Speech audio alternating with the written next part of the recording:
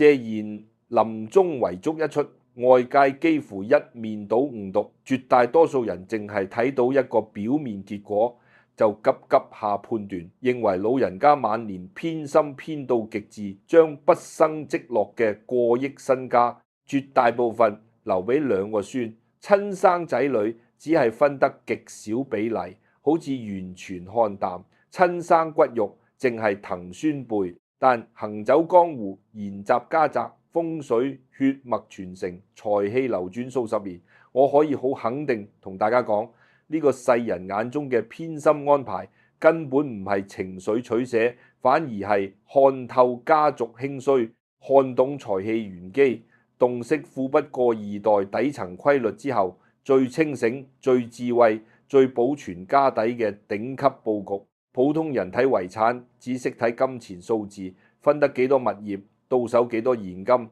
真正懂風水、懂傳承、懂命格氣運嘅人，睇嘅係氣場承接、福澤延續、財氣所藏、血脈興衰。好多人一世都搞唔明白，點解好多白手興家、積落龐大家底嘅長輩，臨終都唔中意將資產直接全數交俾仔女，反而寧願透過信託、規劃、隔代安排，將核心財富轉去孫輩名下。呢啲從來都唔係偏心，係民間流傳千年、極為靈驗嘅隔代聚財玄機，係高層次嘅家族風水佈局。只係普通人眼界太淺，只見眼前得失，睇唔透幾代人嘅興衰大局。世人最大嘅盲點就係將血緣、親情同財產分配直接掛鈎，覺得親生仔女就應該承接所有遺產，少分一分就係唔愛，就係冷淡，就係偏心。但真實人世，真正嘅家族傳承，從來都唔係咁簡單。一個人可唔可以承接大筆財富，守得住家底，扛得起複雜，從來唔係睇血緣親疏，而係睇個人氣場、命格承載力、心性定力、行事格局。風水命理入面有一句極為經典嘅口訣，好多人聽過，但從來唔識活用，就係財多身弱，反招其禍。簡單講，就算有大把財富擺喺你面前，如果你自身氣場撐唔住，心性撐唔起，格局承載唔到呢筆錢，唔係福氣，反而係災難，係是非，係禍端，係破運之源。太多人以為錢越多越好，殊不知命裏無福，氣場薄弱，過量財富上身，只會壓垮心性，沖亂運勢，招惹小人，破壞家宅，打散福緣，最後錢留唔住，人亦不安寧，家亦不和睦。我早年見過一個好經典嘅真實案例，有一位老牌商人奮鬥幾十年，一手建立起龐大嘅實業同物業體系，臨終前將自己名下幾乎所有物業、現金、股份全數直接過戶俾獨生子。當時所有人都讚歎，話個仔前世修福，一出生就帶金鎖匙，下半世衣食無憂，富貴無憂。結果大家睇住嘅好福氣，短短3年就徹底變質。個仔從細生活無憂，未曾捱過苦，未曾親身經歷創業艱辛，從來冇練過守財心性，亦冇承壓格局，突然接收幾輩子都使唔晒嘅龐大資產，即刻心態膨脹，迷失自我，日日應酬享樂，揮霍無度，盲目投資，輕信他人，身邊圍滿晒趨炎附勢嘅小人，身邊真正嘅貴人、忠臣、老友反而慢慢疏遠。短短幾年時間，生意敗落，物業抵押，負債累累，家庭破裂，是非纏身。上一代幾十年心血打拼落來嘅基業，一夜之間煙消雲散。當時我就講過一句話，唔係個仔命不好，而係佢氣場太弱，心性太浮，格局太細，根本承接唔起龐大祖產。長輩一次性直傳財富，唔係成全佢，係毀咗佢。呢個案例正好解釋晒謝賢今日嘅所有安排，亦都拆解晒隔代聚財最核心嘅玄機。大家認真睇清楚，謝賢個仔謝霆鋒一路以來獨立性極強，年少出道，自力更生，闖蕩娛樂圈幾十年，靠自己雙手打拼出屬於自己嘅事業、名氣、資源同財路。佢唔係那種依賴父蔭、懶散度日、坐等遺產嘅二世祖，佢自身本來就有強勁財運、獨立謀生能力、穩固個人基業。風水上面，一個人自身財星旺、氣場足、運勢穩，如果再突然接收巨額早產，就會形成財氣過滿、福滿則溢嘅格局。氣場太滿就會泄，財氣太盛就會散，運勢太旺就會亢，反而容易打破原本平穩嘅人生節奏，招致無謂風波、是非、破財、感情波折、人際矛盾。好多人唔明呢個道理，以為遺產愈多愈好。其實真正懂運勢嘅人都知道，對於本身已經有運行、有財路、有能力嘅後輩，適度留白，適度減少早產流入，反而係保護佢嘅運勢，穩住佢嘅人生，守住佢嘅福運。過多早任加持，只會壓住自身氣機，打亂個人節奏，滋生驕縱心態，令本來穩步上升嘅運勢突然變得浮動不穩、虛火亢盛、起伏不定。謝賢活足89歲，看盡人情冷暖、行業興衰、家族喜樂呢層道理，佢比任何人都通透。將90%資產留俾孫輩，只留少部分俾仔女，唔係唔愛個仔，反而係極度愛惜、極度保護，係用風水智慧幫個仔減壓，幫佢穩運，幫佢避開財多身弱、福滿招災嘅天機劫數。再往更深層嘅家宅風水拆解，自古祖宅祖蔭血脈複雜，家族財氣從來都有一個不變流轉規律，就係祖蔭傳3代，隔代聚財。第一代創業積福，辛苦賺下家底，係財氣之源、福運之根。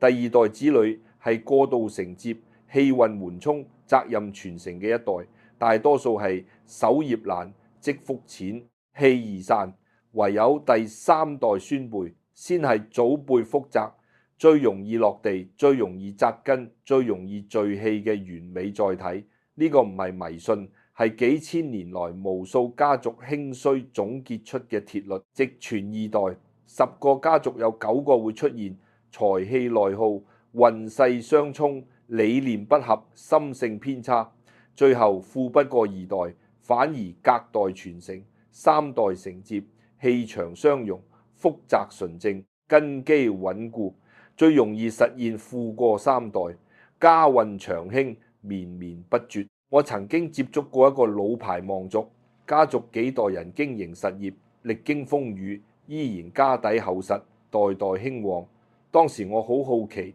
點解佢哋可以逃脫富不過2代嘅魔咒？後來同家族長輩深談先得知，呢個家族100年以來一直堅持緊一個內部傳承規矩，核心物業、早產、根基財富，從來唔直接全數交俾第2代，一律透過託管、信託、規劃方式隔代傳俾第3代。第2代只享有生活收益、使用權、養老保障，唔擁有隨意變賣、隨意支配核心資產嘅權利。長輩當時同我講一番話，我至今記憶猶新。佢話2代同1代成長環境完全唔同，價值觀完全唔同，吃苦心態完全唔同，理財思維完全唔同。2代人氣場本就相沖，直傳早產必然爭執，必然內耗，必然敗業。而孫輩從細接受祖訓，承接祖蔭，心性純正，氣場空白，猶如空白畫紙，最容易承接祖輩純正福氣，財氣落得實，紮得深，傳得久，散得慢。呢個家族100年堅持落嚟，從未出現過敗家、散財、反目、破運嘅情況，代代平穩，年年興旺，人才輩出，福澤綿長。反觀身邊無數普通家族，長輩過身就即刻分產，直傳2代，結果90%以上都會出現兄弟反目、姊妹爭產、揮霍敗業、投資失敗、家底清零。短短幾年就將幾十年心血化為烏有，兩者對比足以證明隔代聚財從來唔係空穴來風，係真真正正可以庇蔭家族、鎖住財氣、穩定家運嘅頂級風水智慧。仲有個極為關鍵、極少人看懂嘅玄機，就係福澤純道。祖輩打拼一世，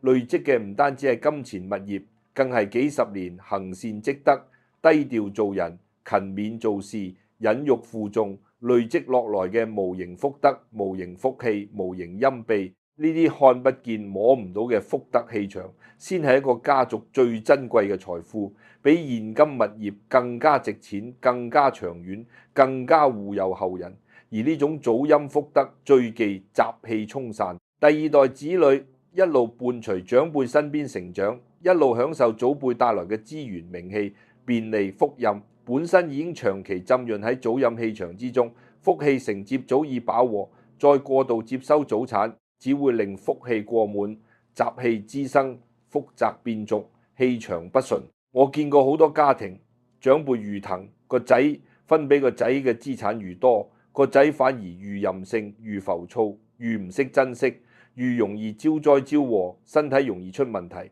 感情容易破裂，事業容易受阻，運勢容易反覆。根本原因就係福氣太滿，承接太濫，福德不順，氣場失衡。而孫輩遠隔一代，未曾直接參與祖輩創業，未曾直接享受祖輩便利，氣場乾淨，腹肌空白，心性單純，祖輩最後留低嘅核心福澤同財氣，一旦落喺孫輩身上，就可以純淨紮根，穩固積存，長遠護佑，唔會被習氣沖散，唔會被心性消耗，唔會被浮躁破運。再從人性規律、守財心法去拆解，更加可以睇出謝賢嘅高明之處。世間有一個永遠不變嘅人性定律，輕易得到嘅從來唔識珍惜，拼命得來嘅先會好好守護。即係子女如果輕鬆承接龐大祖產，冇經歷奮鬥，冇經歷磨難，冇付出代價，好自然會滋生懶惰、驕縱、輕浮、依賴嘅心性，覺得家底本來就係自己嘅，來得輕鬆，冇所謂，使錢大手大腳，理財毫無節制，做事毫無敬畏，最後坐食山空，敗盡家業。呢個就係富不過二代嘅人性根源。我身邊有一個好深刻嘅例子，有一位資深藝人，晚年將全部積蓄物業直接過戶俾獨女，本以為可以令女兒一世無憂，點知女兒從未奮鬥，從未吃苦，突然擁有巨額身家之後，徹底迷失自我，沉迷享樂，盲目投資，輕信他人，是非不斷，短短幾年就將大半家底敗晒，仲惹上是非官非，情緒病，人生低谷。老人家臨終前先後悔莫及，話自己一世聰明，偏偏最後唔識風水，唔識人性，唔識傳承，以為愛子女就係俾最多錢，其實係毀咗佢嘅鬥志，毀咗佢嘅福運，毀咗佢嘅人生。反觀隔代傳承嘅模式，孫輩年幼無力自主承接，資產透過信託鎖定，規則約束，階段性發放，唔可以一次性揮霍，唔可以隨意變賣，唔可以輕易挪用，全程有人監管，有規範約束，有底線把控。呢種方式既可以保住祖輩辛苦累積嘅家底，唔會被一夜敗盡，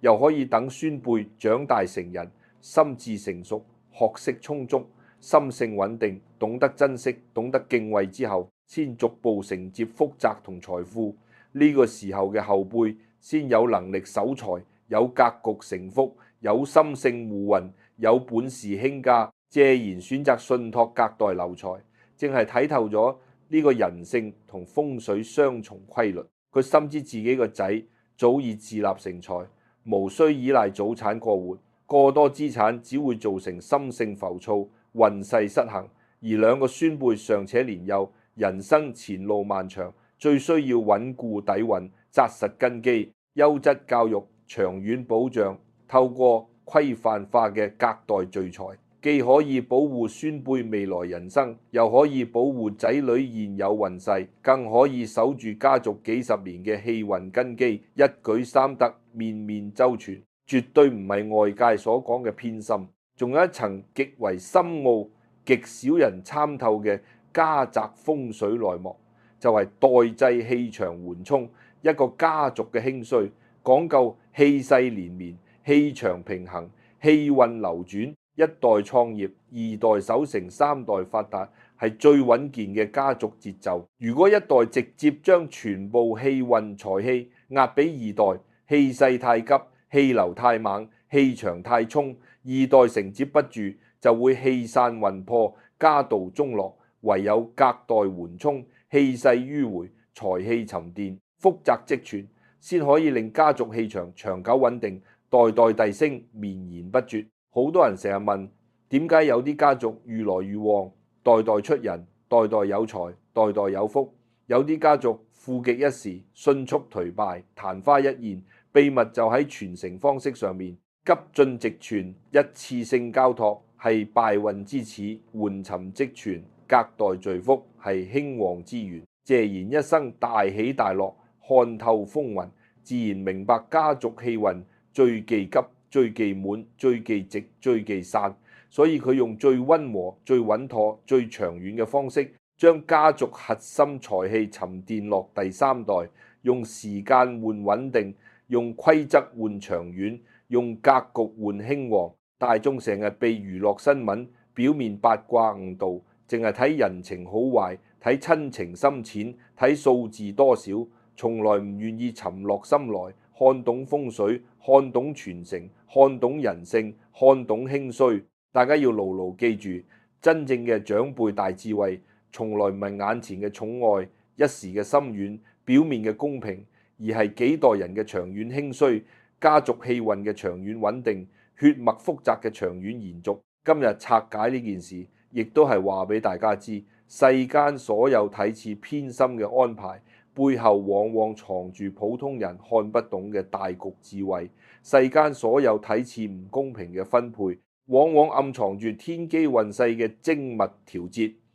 做人唔好太淺薄，睇事唔好太表面，評人唔好太輕率。謝賢呢份遺囑唔係冷淡，唔係偏心，唔係疏離，係一位看透世事、看透風水、看透人性、看透興衰嘅長者，為自己血脈、為自己家族、為自己後人布下嘅一盤穩運大局。所謂隔代聚財，聚嘅從來唔單止係錢，更係祖輩幾十年嘅福德、幾十年嘅積澱、幾十年嘅修為、幾十年嘅護佑。錢可以使人富一時，福德可以使人旺幾代。直傳嘅係浮財，容易散，容易破，容易招禍；隔代傳嘅係福根，紮得深，守得穩，走得遠，旺得耐。呢個就係呢件事最珍貴、最通透、最值得所有人深思嘅玄機，亦都係頂層家族世代相傳、從不公開嘅傳承心法。其實坊間絕大部分人對隔代傳財、祖業繼承嘅理解，都停留在最表面嘅人情層面，只會用偏心、騰孫、冷淡仔女呢啲好淺白嘅角度去評論長輩嘅決定，根本唔知道一個真正歷經滄桑、白手起家、靠自己一生積落家底嘅人，去到人生最後階段，考慮嘅從來都唔係一時嘅情緒、一時嘅喜好，而係成個家族幾代人嘅氣運延續。普通人睇財富係消費、係享受、係手頭鬆動；有大智慧嘅長輩睇財富係載體、係福蔭、係風水、係血脈根基。好多人一世都唔透，點解愈係頂層家族、愈係家底深厚嘅前輩，愈唔中意將所有財產一次性交俾第二代，反而寧願費盡心思、花盡心力去做信託、做隔代規劃、做層層鎖定。呢啲從來都唔係無謂多事，亦唔係對仔女不信任，而係看透咗二代承接祖業最大嘅致命弊病，亦睇穿咗財氣流轉最真實、最殘酷嘅天道規律。我見過太多身家幾千萬、幾億嘅家庭，最後都栽喺同一個問題上面，就係二代成福太易，守福太難。第一代創業者捱過最苦嘅日子，見過身無分文嘅困境，熬過無人幫手嘅低谷，深知每一分錢、每一份物業、每一筆家底，都係用血汗、用忍辱、用堅持換返來。所以心性穩、知敬畏、懂珍惜、識節制，有福亦會神守，有財亦會穩藏。但第二代出世就衣食無憂，從來未捱過窮，未受過挫，未試過絕境，從細就活喺祖輩嘅蔭庇之下，順風順水慣咗，自然唔會明白財富嘅來之不易，更加唔會擁有與巨額財富匹配嘅心性同格局。呢種氣場落差、心性落差、閱歷落差，就係風水入面最忌諱嘅福厚人薄、財重身輕。我早年認識一位做珠寶生意嘅老闆，幾十年拼搏，鋪面、物業、存貨、現金積落，極厚家底，身邊所有人都覺得佢個仔注定一世富貴，無憂無慮。呢位老闆晚年身體轉差，心急住將所有資產交接，索性將所有鋪位、現金、投資全數過戶俾獨子，一心想住自己辛苦一世，留足夠一切俾個仔，等佢一世輕鬆享福。結果事情發展完全脫離預期，個仔接手所有家底之後，瞬間失去所有奮鬥動力，從此唔再認真打理生意，日日流連應酬，玩樂享樂，身邊圍滿晒趨炎附勢、知識擦鞋、討好嘅損友。呢啲人唔係真心相交，只係睇住佢手上有錢、有資源、有家底，日日慫恿佢投資、炒貨、擴張、投機，話可以輕鬆翻倍賺大錢。從未經歷過商場險惡，從未見過人心陰險嘅年青人，好容易就被甜言蜜語沖昏頭腦，盲目聽信他人，不斷投入巨額資金，最後全部被套，血本無歸。短短4年時間，老人家幾十年積落嘅珠寶鋪面、物業資產、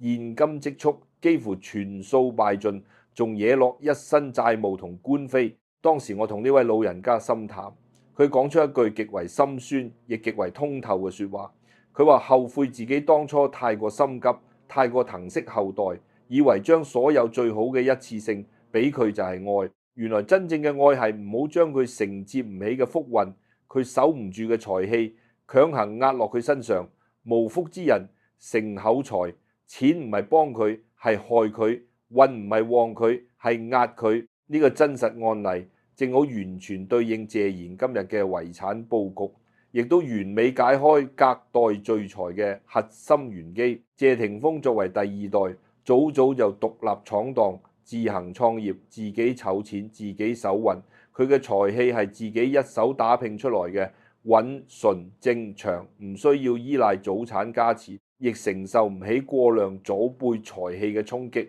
如果謝賢將過億資產全數交俾佢，反而會打破佢原本穩定嘅個人運勢，令佢福氣過滿，心態過浮，氣場過亢，日後好容易招惹破財、是非、官非，情緒波動，反而係一種無形傷害。好多人唔明白氣運飽和嘅道理，以為財富愈多，運氣愈旺。其實風水之道講究中庸，講究平衡，講究留白。水滿則溢，月圓則虧，福滿則災。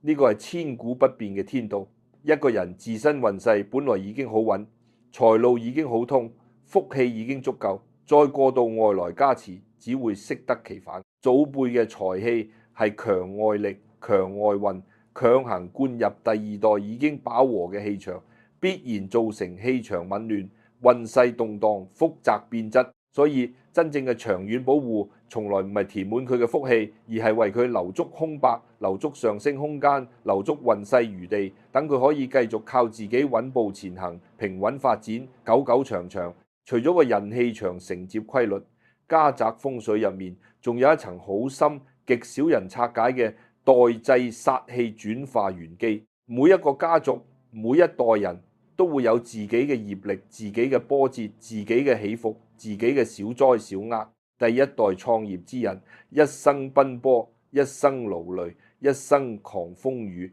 早已經將家族大部分煞氣、波折、災厄、磨難自己承擔晒，替後人擋住咗大量風浪。而第二代子女伴隨長輩成長，早已經分得祖輩嘅陰蔽，避開咗好多艱難困苦，相對一生平順，小災小難，已經享受咗足夠多嘅祖陰福運。如果再將所有財富、所有福澤、所有底蘊一次性過渡俾第二代，就會出現複雜重疊、煞氣無泄嘅風水問題。簡單講就係二代享福太過，無災無難、無磨無礙，福氣過度累積，反而會壓出隱性煞氣，積累到一定程度就會爆發，變成大病、大破財、大是非、大離別，而隔代傳承，恰好可以完美化解呢個風水隱憂，形成天然嘅氣運緩衝同煞氣釋放通道。祖輩剩餘嘅純正福澤、乾淨財氣，跨越二代傳入三代，可以重新落地紮根，重新積累聚氣。而二代適度留白、適度小成福在，就可以保留自身運勢嘅伸縮空間，有位置消化，小波折、小煞氣、小磨難，唔會積壓成大災大禍。呢種佈局唔係偏心任何一代，而係平衡三代人嘅整體家宅運勢，確保家族整體平穩，代代平安，無大起伏，無大破敗。我見過一個好典型嘅家居風水案例，有一個普通家庭，長輩將所有積蓄、物業全部留俾獨子，個仔一生順風順水，從未捱苦，從未受挫，從未破財，看似完美無缺，福氣滿滿。結果人到中年突然重病纏身，事業突變，家庭破裂，一朝之間從順境跌入谷底。當時風水師傅一眼就看出問題核心，就係福過其在，運過其旺，無泄煞之道，無緩衝之氣，長年過度享福，積壓嘅煞氣一次性爆發，造成無可挽回嘅大損傷。反觀身邊另一戶普通人家，長輩有心機，懂風水，將核心積蓄透過規劃留俾孫輩，仔女只分得少量資產，靠自己打拼，一生有小喜小樂、小磨小利，大無大病、大災，無大破大敗，一家人平平安安、穩穩陣陣，反而係最長遠嘅福氣。呢就係普通人永遠睇唔透嘅地方。真正嘅旺運、真正嘅聚財、真正嘅家族興旺，從來唔係一代享盡所有榮華，而係三代平穩，代代有運，代代有福，代代無災。一時嘅大富大貴唔算旺，一世嘅平穩安穩，幾代嘅綿延不絕，先係真正嘅上等風水，真正嘅隔代聚財。